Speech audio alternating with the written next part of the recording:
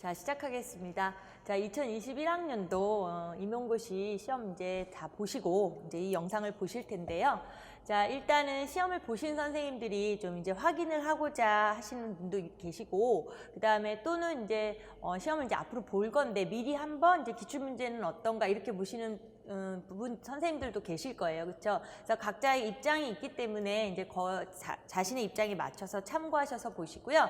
또 특히 보신 선생님이나 앞으로 보실 선생님들 모두 다 이 기출 문제 자체에서의 어떤 문제의 유형하고요, 그 영역을 좀 위주로 봐주시고요. 어떤 이런 의도로 출제했다는 걸 봐주시고요. 특히 이제 지금 시험을 보시고 이제 본인의 답하고 확인을 좀 비교해 보시고 싶으신 선생님들은 이 답이 뭐 틀리고 맞고 이런 기준보다도요, 뭐 이게 다 절대적인 거는 아니에요. 그렇죠? 그래서 좀 참고를 하시고요. 그 다음에 이제 또 하나는 이거 이제 약간 이제 뭐 이렇게 딱 틀에 맞춰 만들어 놓은 답이기 때문에 본인의 답에 대한 부분도 충분히 이제 거기서 그 뭐 몇 점이다 어떻게 극단적으로 결정을 내릴 수는 없으니까 이제 그런 부분보다는 이제 내가 어떻게 작성을 했는가 이걸 좀 또 와서 바로 이렇게 복기를 안 해놓죠. 이거는 아무래도요. 그러니까 이제 기억이 가물가물할 수도 있어요. 너무 긴장이 된 상태에서 쓰셨으면. 그러니까 그런 선생님들은 내가 완전히 저건 어땠거나 이렇게 너무 그렇게 생각하지 마시고요. 이제 충분히 여기 이제 부분 점수도 있고, 그다음에 출제 의도하고 방향에 맞춰서 어떤 답을 썼느냐 이거에 따라서 점수는 이제 달라질 수 있는 거니까 너무 섣불리 판단을 하지 마시고요. 이제 같이 한번 살펴보도록 할게요. 그래서 참고용으로 한번 보시고요. 그 다음에 이제 또 수교 자체의 특성상 이렇게 해석하는 부분이 있잖아요. 이렇게 바라보는 방향이 어느 정도의 이렇게 좀 이렇게 되게 오픈적으로 좀 보셔야 되는 부분도 있고 하니까 우리가 그걸 같이 한번 보도록 할게요. 그래서 자, 일단은 이 시간에서는 우리가 이제 기본적으로 이제 저하고 같이 우리가 1년 동안 공부를 하신 선생님들 입장에서는 그냥 너무 공부한 게 다 나왔기 때문에, 그건 뭐 누구나 마찬가지지만요. 예, 유형도 비슷하고 내용도 비슷하고 모의고사나 문제풀이반이나 이론반에서 했던 것들이 다 나왔기 때문에 뭐 그렇게 낯서는 거는 없으셨을 거예요. 근데 그 수업을 하면서도 말씀을 드렸지만 사실은 이 수학교육 이 자체는 얼핏 봤을 땐 정말 너무나 우리에게 친근하고 하지만 답안을 작성하고 또 지금 같은 경우는 저는 이제 선생님들 시험 보시고 그날 문제를 받아서 이제 분석을 할 때는 분석하는 사람 입장에서는 조심해야 될 게 너무 많고, 그죠? 그리고 우리가 흔히 말하는 함정도 있어요. 그래서 이제 그런 부분을 한번 눈여겨보시고요. 왜 이런 말을 하냐면 특히 이제 우리 수업식 강의할 때 유독 많이 강조했던 게 제가 임의대로 강조한 게 아니라 기출 문제들의 이제 방향이 순서를 계속 묻는 것들이 기입형에서 하나씩 나오고 있었잖아요. 그래서 반일레 이론의 순서를 묻는 거라든가 용어를 쓰라든가, 그다음에 작년 같은 경우에는 이제 그 어떤 함수 이렇게 수학의 어떤 영역의 그 역사적인 발달을 물어봤었어요. 그쵸? 근데 올해는 보다시피 이제 계속 우리가 모의고사에서도 연습했지만 순서 나온다, 순서를 연습하자 이렇게 얘기를 했고, 또 하나는 왜 또 순서를 내는가 하고 순서 내는 문제를 좋아하느냐면요, 이게 은근히 헷갈려요. 그러니까는 얼핏하고 급하게 하고 빠르게 하고 이러다 보면은 실수할 확률이 상당히 높아지니까 이제 보기 안에다가도 많은 내용을 줄 수도 있고, 그러면 또 시간 싸움에서 이제 변별력이 생기잖아요. 그리고 순서라는 자체가 은근히 헷갈리다 보니까 또 변별력이 생기고,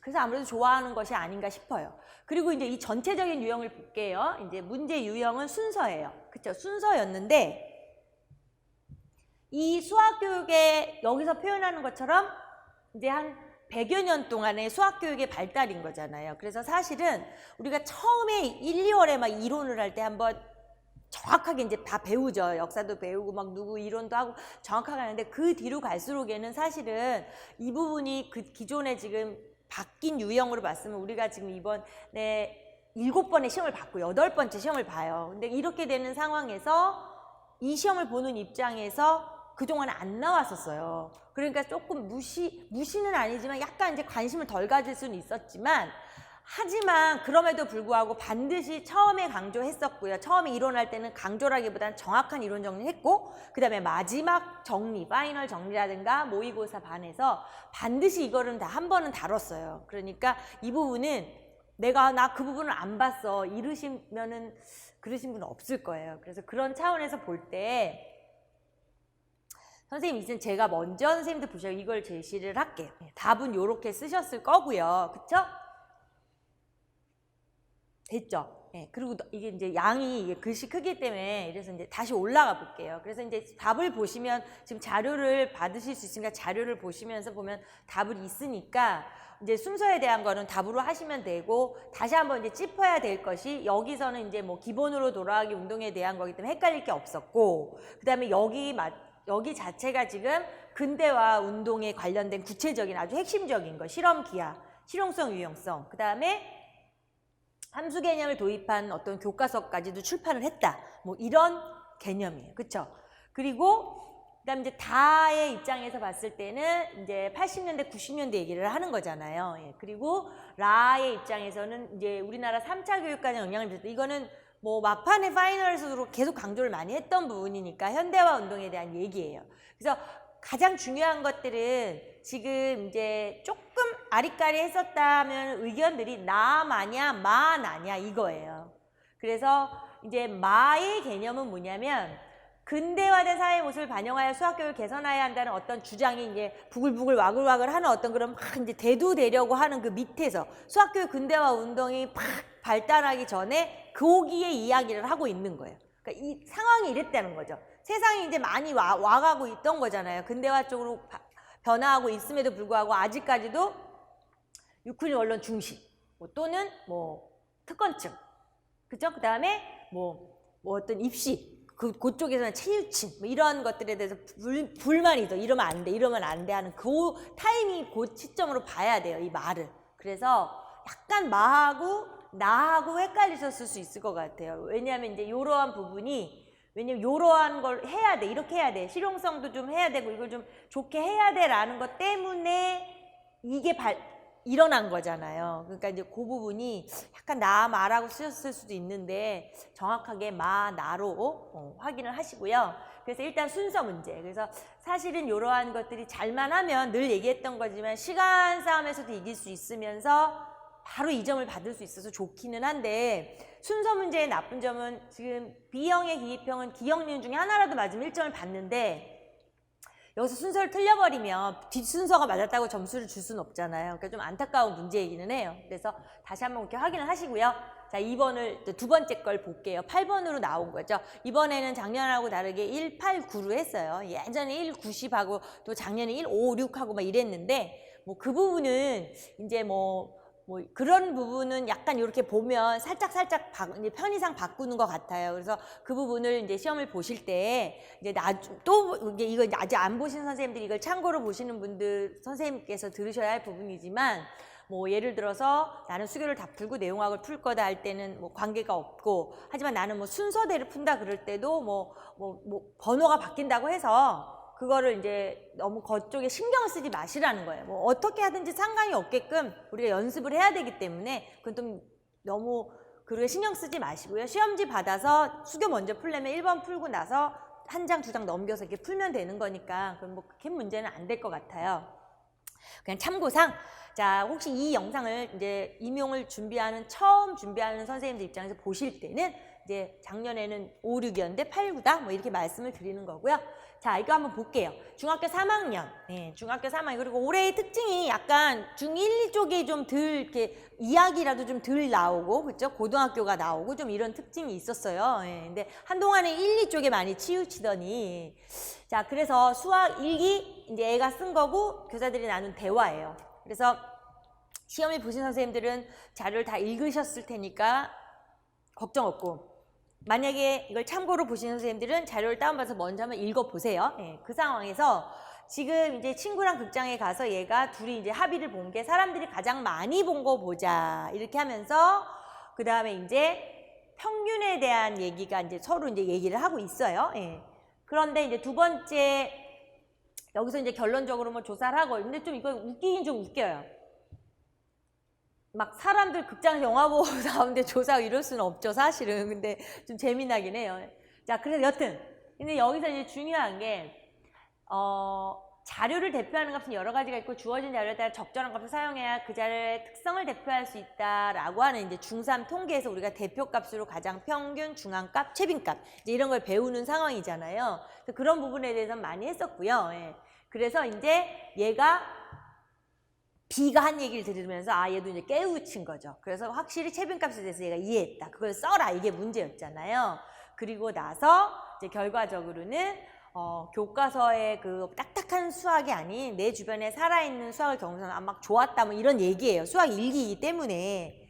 자, 그리고 이제 두 번째 교사들이 그걸 보고 하는 얘기에서 김 교사가 수학의 객관적 진실이라기보다는 우리의 삶의 경험을 조직하는 데 도움이 되면 학생들이 인식하면 좋겠다라고 하면서 요번 문제를 보시면 기존에도 물론 그랬어요. 근데 더 많이 조금은 친절했어요. 대신에 까다로움과 친절함이 동시에 있다는 게 뭐냐면 이제 문제 전체적으로 볼 때 항상 이게 뭔가를 주면서 그거의 근거에 맞춰서 쓰라는 거죠. 그러니까 이제 물론 언제나 그러기는 했어요. 그러기는 했지만 이제 그거는 사실은 채점 기준에도 정해놔야 되는 것도 있고요. 그 다음에 사실은 그렇게 쓰는 게 더 정확히 그 간파를 해야 되니까 그게 더 어렵긴 어려워요. 그래서 그런 부분을 연습했던 것처럼 가급적 문제 한 번을 정확하게 읽어서 뭘 구해야 하는지를 이제 정확히 선택을 하라고 했는데 쉽지가 않죠. 시험장에서는. 그쵸? 예, 그래서 비고츠키 최빈값의 의미, 이제 학생이 이해한 거. 그 다음에 요거 이제, 그러니까 여기 같은 경우는 비고츠키의 비계설정에 관련된 부분은 뭐 계속 나왔던 거고, 이제 기입형으로도 한번 나왔었잖아요. 예, 근데 여기서는 이제 문제 안에다가 이제 부분 점수를 주기 위하여 하나 넣었고요. 그 다음에 이제 중앙값, 뭐 최빈값, 평균, 뿐만 아니라 기하라든가 함수라든가 여러 가지 행에서 우리가 가장 중요한 게 뭐 정말 뭐 딱딱하지는 않더라도 정확한 뜻, 용어, 정의, 흔히 말하는 데피니션 이건 정확히 우리가 구별을 해야 된다 그랬잖아요. 항상 강조했던 것들이에요. 그러니까 이 학생이 이해하는 거라든가 결론적으로는 채빈값에 그걸 써야 하는데 얘가 이제 이해한 채빈값이나 원래 채빈값의 핵심 개념이랑 똑같은 거잖아요. 그 얘가 여기서 이제 영화 가장 많은 사람이 본 거 이걸 이제 표현을 한 거죠. 그리고 세 가지를 써야 하는 거였어요. 그리고 제가 그렇게 강조했던 급진적 구성주의에 대한 거죠. 그러니까 사회적 구성주의라는 걸 내기 위해서는 이제 논술형이 낼 때 참 잘 나왔어요. 그리고 예전에도 사회적 구성주의가 되게 하기 위한 어떤 뭐 애들끼리 배틀 붙이는 거 있잖아요. 공적인 비판을 하게 하는 발문이라든가 합의를 일으키는 발문이라든가 요쪽 방향 아니면은 논술형을 낼 때 아주 좋았던 문제인데 이게 지금 4점짜리로만 딱 문제가 정해졌잖아요. 작년부터. 그랬기 때문에 사실은 이제 사회적 구성주의에서 그 장황하게 쓰는 것보단 급진적 구성주의하고 연결을 시키는 게 논술형에서도 나온 적이 있었어요. 그렇죠? 근데 요번에도 또 나온 건데 이거 많이 강조했던 부분이에요. 그래서 이거는 아마 여기에서 뜻이라도 못 썼어도 여기를 서술하지 원리를 서술하지 못해도 지식의 비객관성의 원리만이라도 써도 부분 점수를 충분히 받으실 수 있었을 거예요. 그래서 지금 세 가지예요. 그러니까 답안을 볼게요. 비계 설정 그렇게 쓰셨을 것이고 그 다음에 이제 채빈값의 의미를 쓰고요. 그 다음에 이제 여기 같은 경우는 이제 이 서술은요, 제가 아까 처음 서두에 말씀드린 것처럼 이거는 그냥 모범적인 답안 하나 제시한 걸 참고용이기 때문에 각자의 답이 다 다르잖아요. 하지만 가장 중요한 건 뭐냐면 출제자가 낸 의도가 있어요. 그리고 채점 기준이 있어요. 의도에 맞게끔 정확하게 간파해서 썼다면 이제 어느 정도의 점수를 충분히 받으실 수 있으니까 그렇게 참고를 하셔야 돼요. 그러니까 방향을 맞게끔만. 그러니까 예를 들어 비계 설정을 갖다가 뭐 다른 말을 썼다 이러면 틀린 거지만 여기에서는 너무 이 답에 막 너무 여쪽에 그 집착을 하시고 이러시면 안 된다는 거 다시 한번 말씀을 드리고 방향을 좀 보자는 얘기예요. 그래서 정해진 방법으로 사고하기보다 영화관에서의 개인적인 경험을 조직하여 스스로 사고하여 채빈값에 대해 확실하게 이해하게 되었다고 하는 요 상황이잖아요. 애가요. 학생이. 그러니까 그것은 본인이 그렇게 말한 거는 김 교사가 말한 것처럼 그러니까 일치를 하는 거예요. 의미가. 그렇죠? 그러니까 김 교사가 말한 얘기는 김 교사가 말한 디귿처럼 학생 얘가 이제 객관적인 지출을 받아들이지 않고 경험을 조직하는 도움을 받았다는 것이므로 해서 여기가 이제 어떤 칸수라든가 이런 여러 가지 차원에서 그런 걸 좀 추각해서 쓰셔도 되니까 충분히 감안하시고요. 저는 이제 이 문제의 전체적인 방향을 설명해 드리고 싶어서 양이 좀 긴 게 있어요. 이거 감안하시면 돼요. 자, 그래서 결국은 구조를 보시는 게 제일 중요하죠. 학생 A가 어떻게 했고 기억의 근거, 교사가 말한 디귿의 근거에서 쓰라고 했기 때문에 교사가 디귿에서 이렇게 했다. 그러니까 결과적으로 지금 이 인식은 주체가 경험 세계를 조직하는 도움을 주는 것이 객관적인 존재적 실체를 발견하는 것을 돕는 게 아니라는 자체는 급진적 구성주에서 말하는 지식의 비객관성의 원리잖아요. 그러니까 그거를 간단하게 그냥 언급을 했어요. 왜냐하면 결과적으로 여기서 설명하라는 거는 이거잖아요. 이걸 설명하라는 거였죠. 사회적 구성주의 차이점이. 그래서 이거에 대한 뜻을 간단하게 언급을 하면서 문제에서 말한 김 교사가 말한 디귿을 근거로 하라고 했기 때문에 왜 그랬느냐? 이 학생도 그렇게 이 학생이 일기를 보니까 얘도 그렇게 하고 느끼고 있던 거잖아요. 그래서 이제 그런 구조로 쓴 거예요. 그래서 이 부분은 약간 다를 수 있어요. 충분히 다를 수가 있으니까 본인들이 선생님들께서 지식의 비객관성의 원리를 어떻게 펼쳐 썼느냐의 관점으로 보시면 될 것 같아요. 그래서 지금 비계 설정 또 이 부분, 그다음에 여기도 저는 이렇게 길게 설명을 했지만 여기가 더 간결할 수도 있어요. 그래서 4점을 그렇게 부분해서 아마 특별히 감점이 크게 일어나지 않으면 다 받으실 수 있는 문제였어요. 그래서 다시 한번 비계 설정, 통계. 그 다음에 또 하나는 제가 강조했던 게 올해뿐만이 아니지만 1호 개정에서 지금 실생활 중심의 내용으로 통계를 재구성하자는 걸 많이 강조하고 있기 때문에 좀 내용이 여기서 많이 좀 통계에 또 치우치기는 했어요. 그렇죠? 예. 자, 그럼 한번 보세요. 9번 문제 볼게요. A형에. 여기는요, 이제 또 올해 상황이니 마치 온라인 수업에 대한 걸 이제 하나 제시를 한 거예요. 그렇죠? 그래서 이제 이러한 문제는 사실은 이 문제를 보실 때 가장 중요한 건 우리가 상당히 객관적으로 봐야 돼요. 문제는 객관적으로 봐야 되는데 이 수학 교육이라는 자체가 우리가 선생님들이 나중에 이제 현장에 가서 수업도 하시겠지만 어떤 상황에서는 그러니까 주관적인 게 아니고요. 내가 지도한다면 이 입장을 놓고 답을 쓸 때가 있어요. 어떤 상황에서. 이것도 마찬가지죠. 내가 이걸 지도한다면을 생각해야 되는데 내가 지도한다면을 기준으로 할 때 그건 주관적인 게 아니에요. 예. 우리가 뭐 수업을 주관적으로 막 기분 데키는 대로 하는 게 아니잖아요. 그러니까 그거는 정말 그 상황을 생각을 하면서 이제 객관적으로 봐야 돼요. 내가 수업을 객관적으로 해야 되니까. 그래서 지금 학생에게 상당히 학생 주도를 하겠다는 거고요. 그 다음에 이제 학생과 학생 사이에 충실한 상호작용, 그 다음에 다양한 표상을 사용하는 능력. 그러니까 결과적으로 여기서 지금 사인 함수를 하는 거예요. 사인 함수를 하는 거고 이 어떤 현실적인 배경이 온라인이에요. 지금 이제 지구적으로 그러니까요. 자, 그래서 온라인 활동 과제에서는 삼각함수 그래프, 그러니까 기본적인 삼각함수 그래프는 이제 지난 시간에 배웠나 봐요. 왜냐면 여기서 복습을 하래요. 기하 프로그램을 통하여. 그 다음에 두 번째가 그 다음에 이제 A sin X나 sin BX나 결과적으로 A sin BX니까 어떤 다양한 그래프, 삼각함수 그래프라는 거에 다양한, 그러니까 우리가 1차 함수를 배웠을 때 절편이 바뀌고 기울기가 바뀌는 것처럼 그 약간의 변하는 거에 대한 다양성을 이제 하나씩 확인들을 하면서 여러 개 그려본 후 이제 뭐 결과를 분석하고 정리하는 거를 과제. 그 다음에 이제 마지막에 아까 제가 말한 것처럼 이제 이런 녀석을 발표 이렇게 된 거예요. 그러니까 이러한 과제를 내가 시킬 거예요. 내가 수업을 할 거예요. 근데 여기 어느 정도 교사가 이렇게 생각을 할 거예요.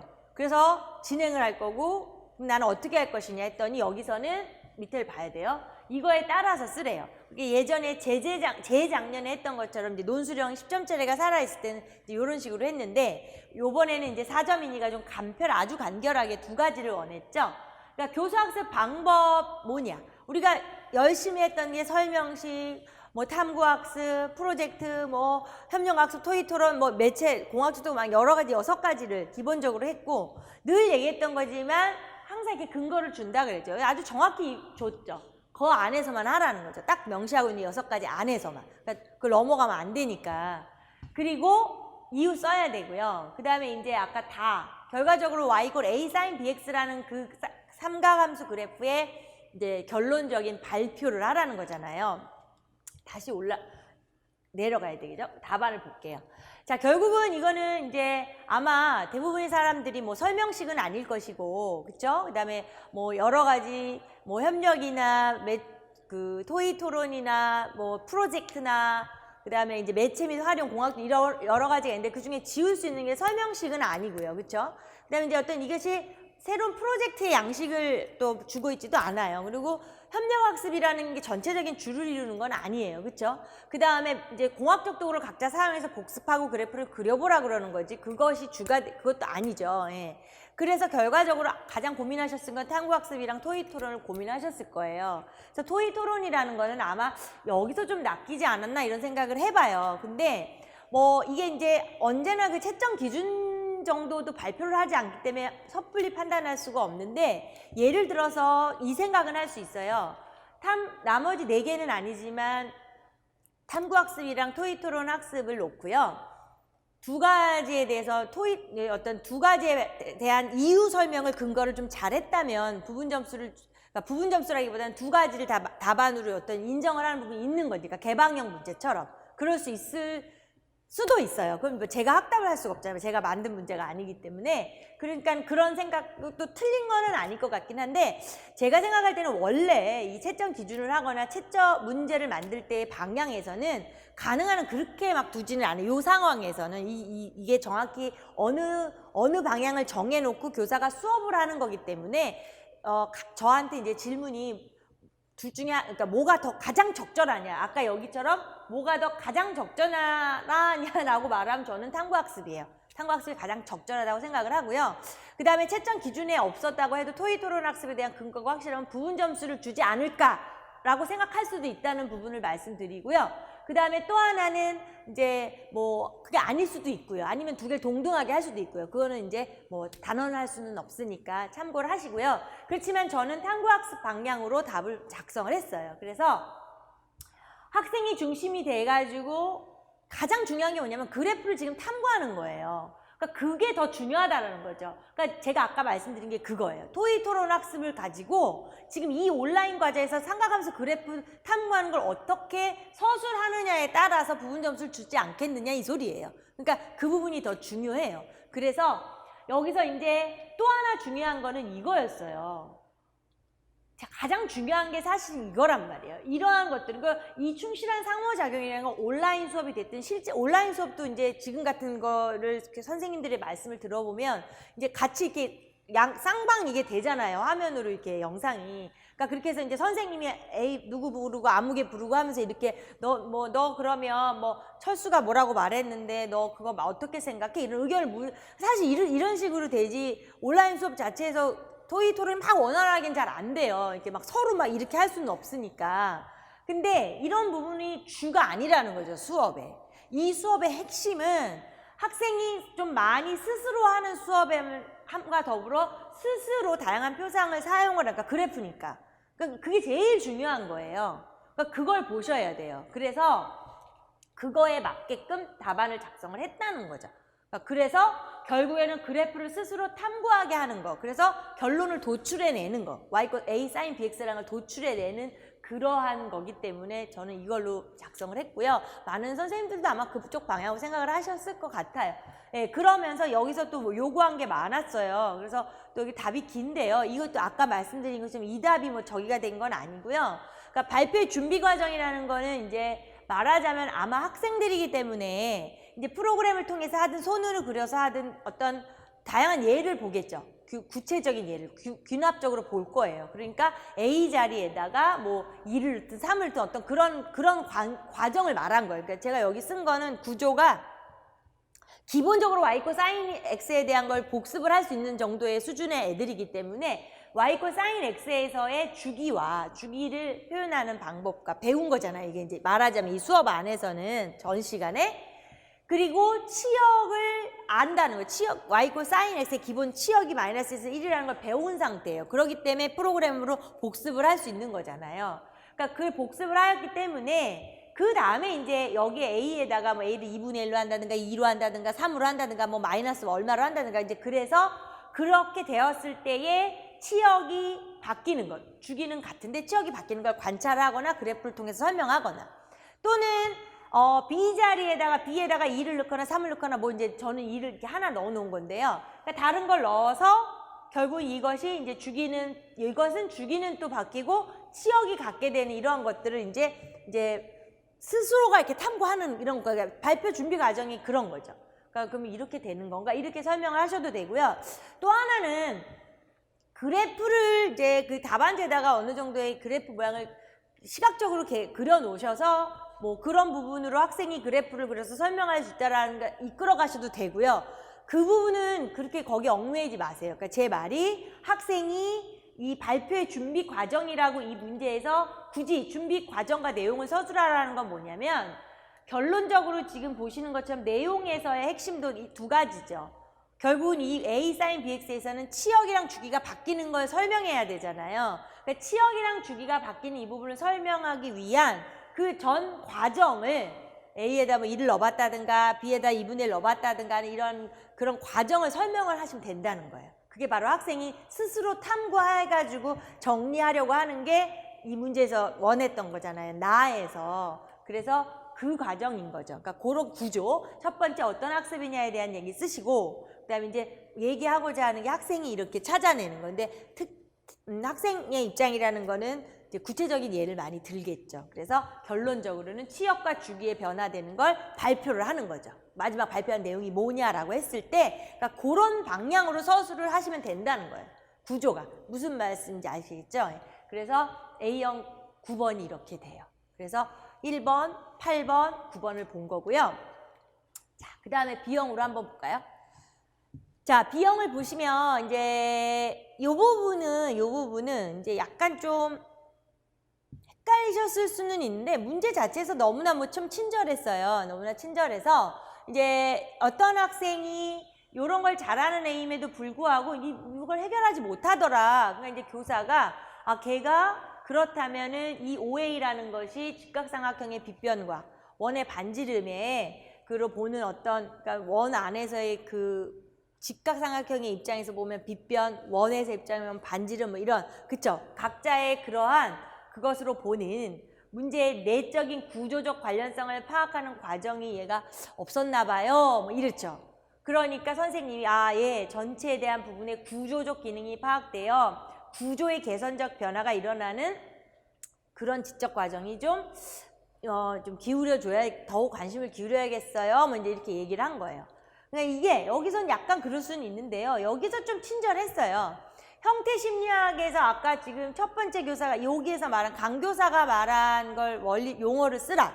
그 다음에 두 번째는 이제 베르타이머가 그 니은을 설명하는 용어를 순서대로 쓰라는 건데 사실은 이건 지금 하나의 내용이죠. 우리 형태 심리학 안에서 관계결정의 원리를 가지고서 결국 거기에 베이스가 깔려서 그걸 통하여 베르타이머도 생산적 사고라는 걸 이렇게 정리를 해서 주장을 한 거기 때문에 어렵지 않으셨을 것 같아요. 그래서 관계적 결정의 원리와 생산적 사고라고 쓰셨으면 다 문제 없이. 그러니까 아까 말한 것처럼 이렇게 찢어 놓으면 1점이라도 받는데 순서는 참 안타까워요. 그렇죠?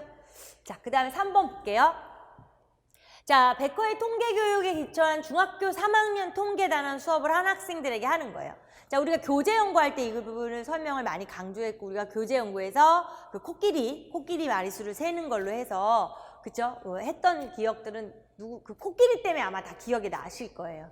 자, 근데 여기 좀 잘 보셔야 돼요. 이 교사가 하고 싶은 거는 이제 통계 감시가 단절된 수량적인 자료의 계산, 이게 막 계산만 하는 거 아니다라는 거. 그리고 베커의 이론 자체가 베커가 프로이덴탈이 주장을 했던 뭐예요? 현실과 단절된 그런 수업 정말 싫다. 유독 통계는 더하다. 학생들의 현실에 정말 걸맞는 통계 교육을 시켜서 계산에 너무 통계는 계산이야. 이 생각을 벗어나게 해줘야 된다는 프로이덴탈이 말하는 것을 좀 더 구체적으로 연구를 해서 정리한 게 베커가 한 거예요. 그래서 이제 그 코끼리 모델 이런 걸 통해서 설명을 하고 이렇게 한 거잖아요. 그러니까 이 교사가 그것을 아이디어를 갖고 중학교 3학년 애들에게 통계 수업을 한 다음에 그리고 나서 얘네들한테 이 자료를 보여준 거죠. 왜? 이런 걸 느끼게 해주려고. 그래서 보여주고 났어요. 그 다음에 본시학습에서 이제 양의 개체수, 여긴 양이었어요. 코끼리가 아니라 활동 과제를 제시했는데 애들이 이제 자기들만의 방식으로 A, B, C, D 이렇게 해결했다 이 소리죠. 그래서 우리가 기본적으로 교재 연구에서는 이 이야기 자체가 자료 이야기, 역사적인 이야기 자체가 평균 개념을 옛날에 역사적으로 막 4세기 막 이럴 때 얘기이기 때문에 평균이라는 개념을 큰 수를 대략적으로 추정하는데 많이 활용이 된 그런 이야기가 있잖아요. 사다리 만드는데 뭐 돌멩이 수 세사하는 그 이야기랑 나뭇가지 이야기랑 두 가지가 있었잖아요. 그럴 때 결국은 지금 평균 크기의 나뭇가지를 나뭇가지인데 평균 크기의 나뭇가지를 선택을 해서 그 안에서 그 나뭇가지에 있는 과일수, 잎사귀수를 다 세서 뭐 100이에요. 만약에 100. 그러면 가지가 몇 개야? 해서 가지랑 그 100이랑 곱해서 전체를 추정을 했다는 거예요. 그게 원래 우리가 교재 연구에서 봤던 건데 여기는 이제 그거하고 비슷한 이런 그거에 근거한 이야기를 교사가 그 가지를 선택을 한 다음에 마찬가지로 가지에 날린 나뭇잎이랑 과일수를 세연 다음에 헤아린 다음에 전체 나뭇잎과 과일수를 추정을 하였다. 이제 고대 인도 사람들이 이렇게 했다. 이런 얘기를 해준 거예요.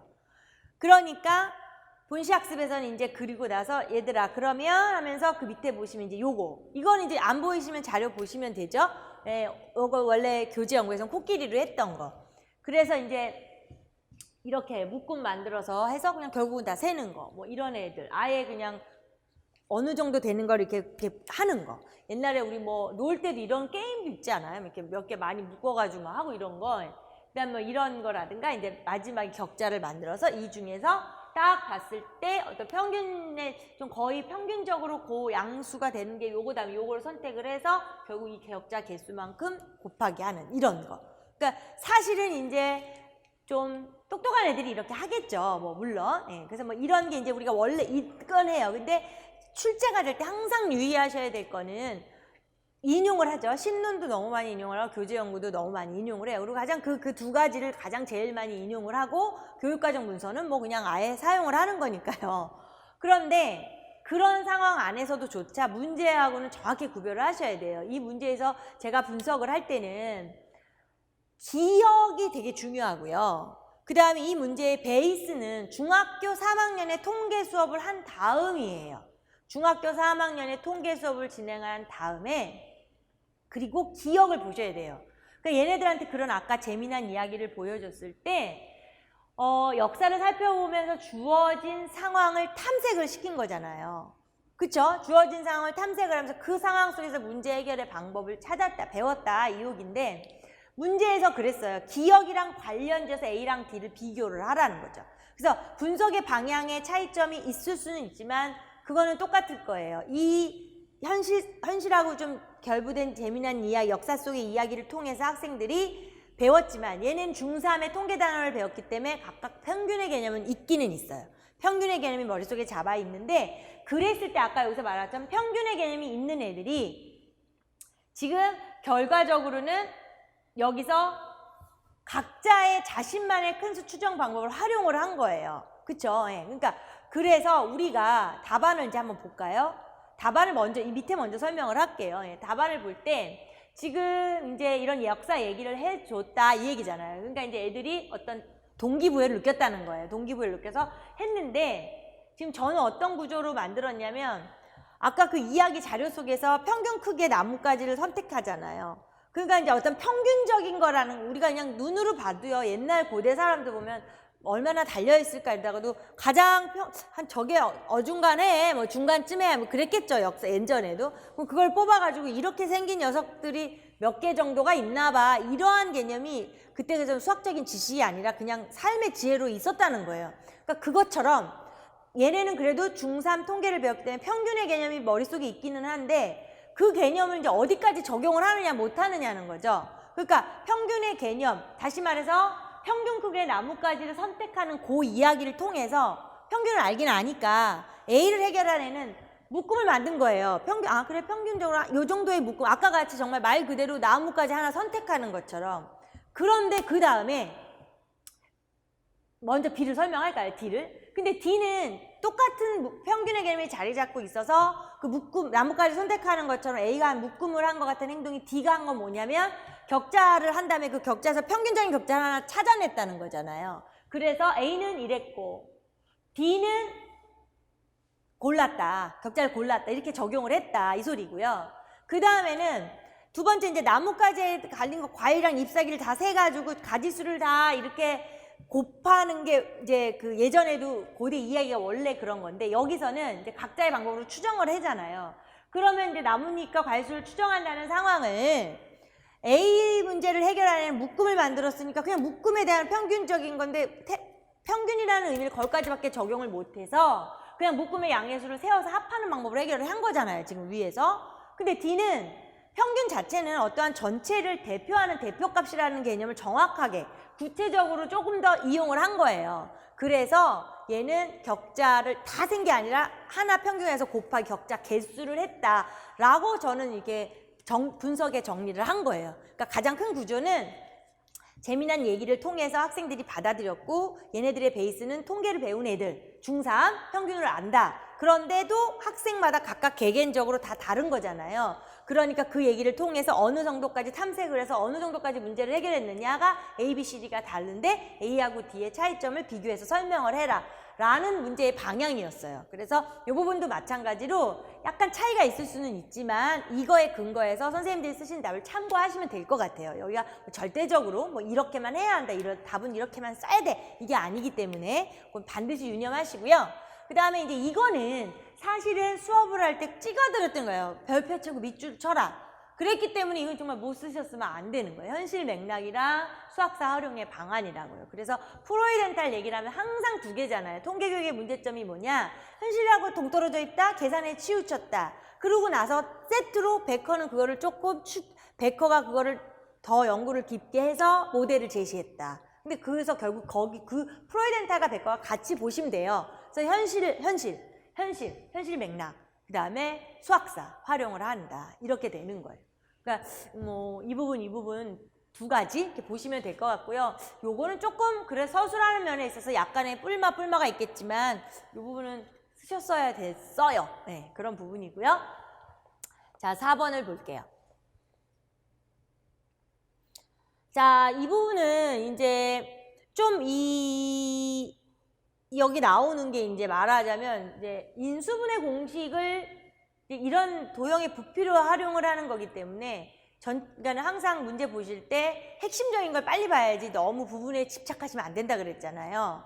그래서 이제 그렇게 하는데 결국에는 이제 여기서의 핵심은 뭐냐면 이제 최 교사가 그런 말 하니까 정 교사가 여기서 이제 최 교사가 이제 여기잖아요. 그래서 좀 어떤 수업 준비를 잘하고 싶다, 어떤 사고 실험을 할까 이러니까 여기서 이제 뭐 이렇게 해서 이러한 발문을 좀 준비해봐라 이랬어요. 예. 자, 그 다음에 이제 두 번째는 그랬더니 그것도 맞고 마음대로인데 사실은 이제 이게 원래 이제 부피를 민너밀 곱하기 높이로 하는 게 탐구에서도 사용하고 얘네들이 지금 중학교 1학년 때 이런 걸 배우잖아요. 예. 그러니까 이제 그랬는데 중요한 건 이제 그때는 이제 유리수 정도에서만 사용을 했는데 이제 만약에 혹여 이제 도형의 모서리 길이 중에 하나가 무리수가 나오면 이제 그때도 이 공식을 쓰는 거에 대한 정당화 과정도 자기는 좀 고민이 된다. 이제 이렇게 얘기를 하니까 이제 이 사람이 정교사가 또 얘기를 해주잖아요. 뭐 그렇겠다. 그러니까 뭐 이런 여러 상황이 있으니까 사실은 애들의 수준에 맞게끔 다 배경지식도 다르고 수준이 다르니까 이제 거기에 맞춰서 수업 준비를 잘해라, 사고 준비를 잘해라 이거잖아요. 그래서 이제 사고 실험도 마찬가지예요. 뭐 비계 설정이라든가 사고 실험이라든가 뭐 관계 결정의 원리라든가 아까 생산적 사고 이런 건 계속 했던 거잖아요. 예, 그러니까 여기서 이제 이거 단답형으로 나올지언정 이렇게 쓰라고 나올지언정 언제나 다 쓸 줄 알아야 된다고, 양방향으로 쓸 줄 알아야 된다고 연습하시라고 했던 부분이고, 그 다음에 이 최 교사가 이제 어떻게 사고 실험을 할 것인가를 이제 예상하라는 거예요. 두 개였어요. 그래서 이것도 마찬가지로 부분 점수를 다 받을 수 있게끔 문제가 친절하게 나왔어요. 최소한 사고 실험에 대한 의미는 다 쓰셨을 거예요. 그쵸? 그래서 사고 실험을 쓰셨을 것이고, 그 다음에 이제 하고자 하는 게, 자, 이 최 교사가 해야 하는 부분, 이제 요것도 마찬가지예요.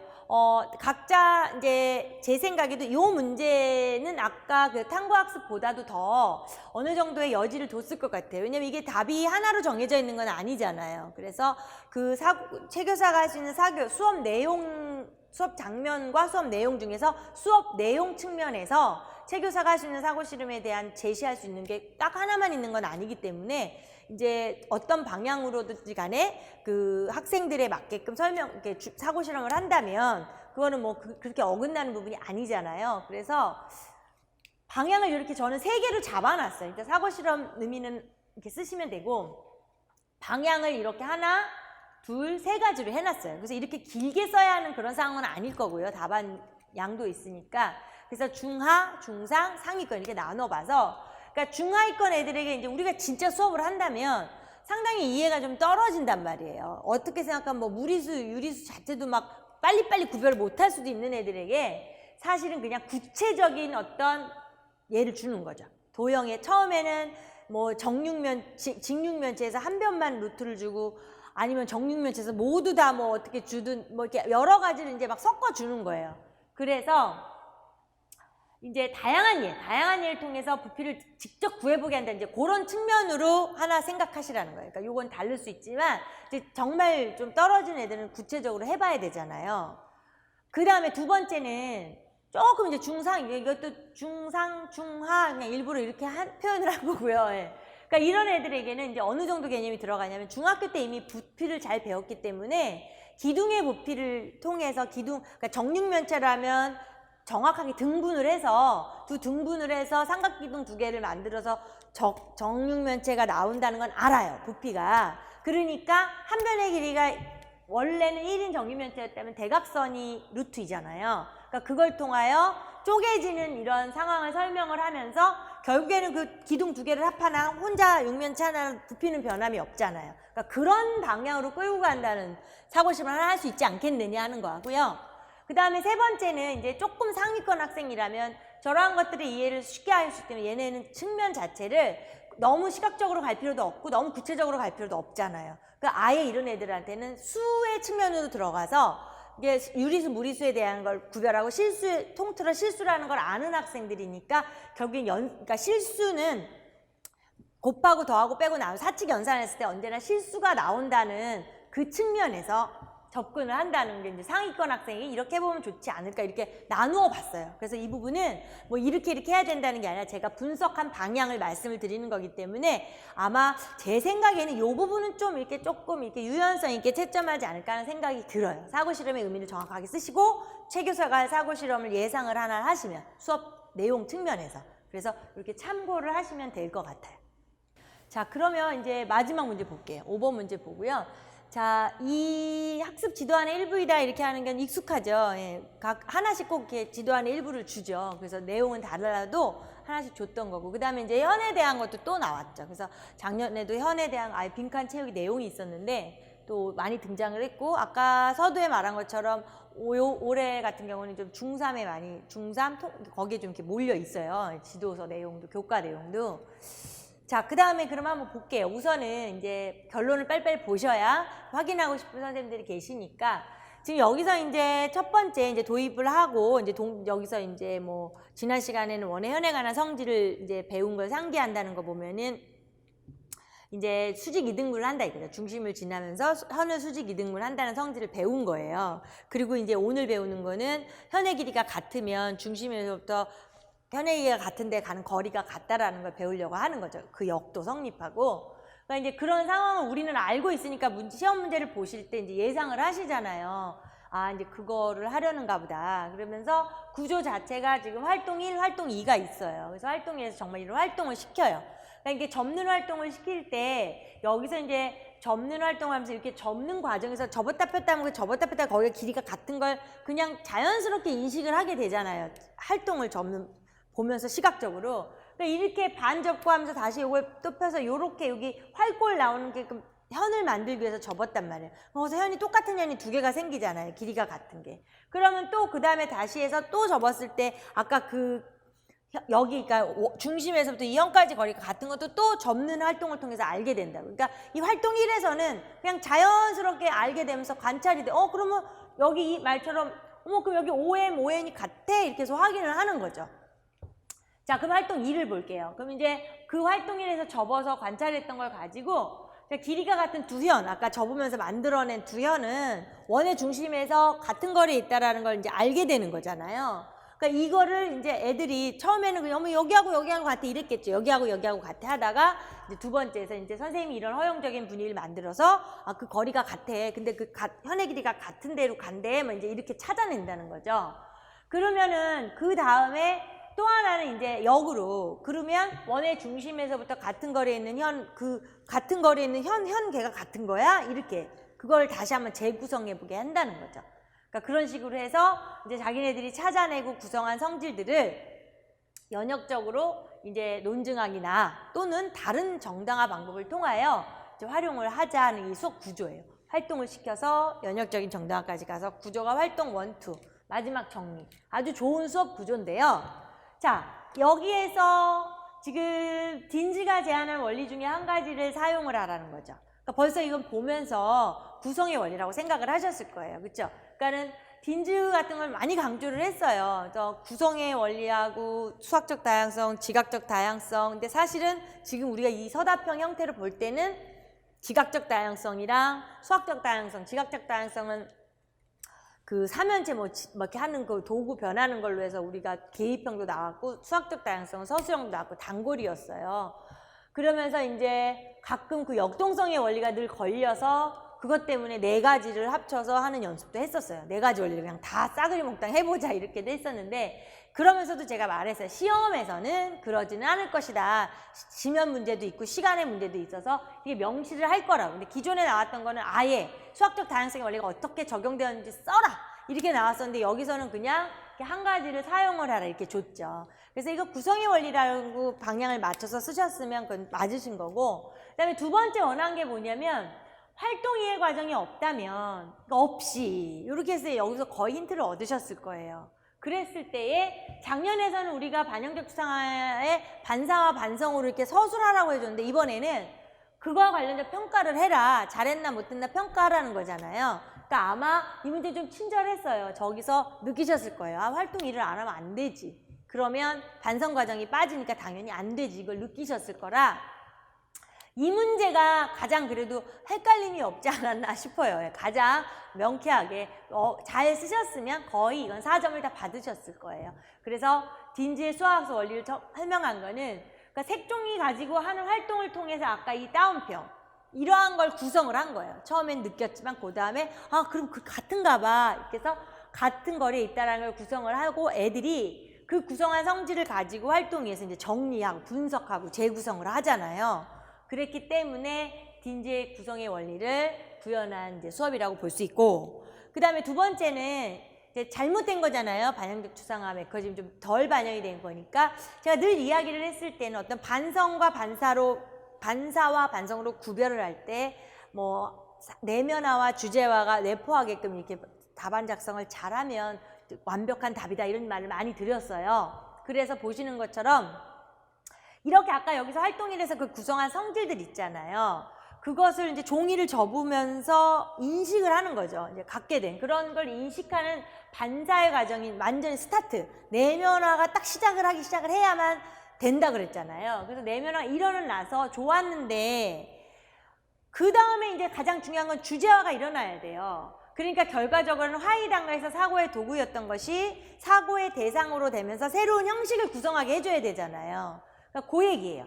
그래서 사고의 대상이 되는 주제화가 일어나는 반성의 과정을 통해 새로운 형식을 구성해야 하는데 활동 2에서 그걸 해야 되잖아요. 했고 근데 그런 활동 2가 이루어지지 않으면 경험할 수 없어서 안 된다라는 얘기로 쓰시면 돼요. 그러니까 그냥 무조건 활동 2를 안 하면 반성의 과정이 없어서 반영적 추상화의 메커니즘이 좀 부적절하다 이렇게 쓴다고 해서 부분 점수는 받겠지만 정확한 구조는 제가 지금 말씀드린 뭘 인식해서 내면화하는 반사 그 다음에 결국 주제화가 되는 반성이 일어날 수 있게 해주는 그런 게 꼭 들어가면 만점 4점을 다 받을 수 있을 것이다 이 말씀을 드리는 거예요.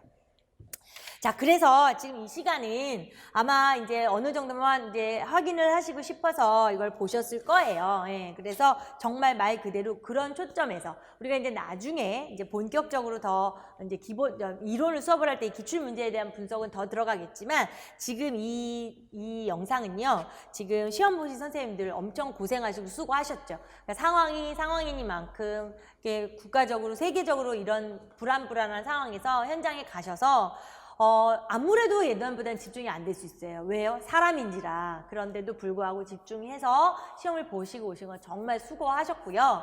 이 답안은 이제 시험을 본 지 너무 바로예요. 곧바로 분석을 한 것이기 때문에 선생님도 좀 참고용으로 활용을 하시고요. 그래서 이제 이거에 대해서 자신만의 방향성으로 어느 정도 가채점을 하실 수 있을 것 같아요. 그렇죠? 내가 이 정도의 점수는 받을 수 있지 않았을까? 이런 데 도움이 되실 수 있고요. 그다음에 좀 더 이제 완벽하고 이런 것들은 나중에 이론 강의에서 좀 더 살펴보도록 하고요. 지금 일단 우선 이 상황에서는 마음을 편히 드시고요. 너무 수고하셨고요. 예, 시험을 보고 온 자체로 많이 수고하셨고, 그 다음에 이거 이제 참고하시면서 확인을 하시면 될 것 같아요. 자, 그래서 일단 2021학년도 임용 시험의 기출 해설은 여기서 마치도록 하겠습니다.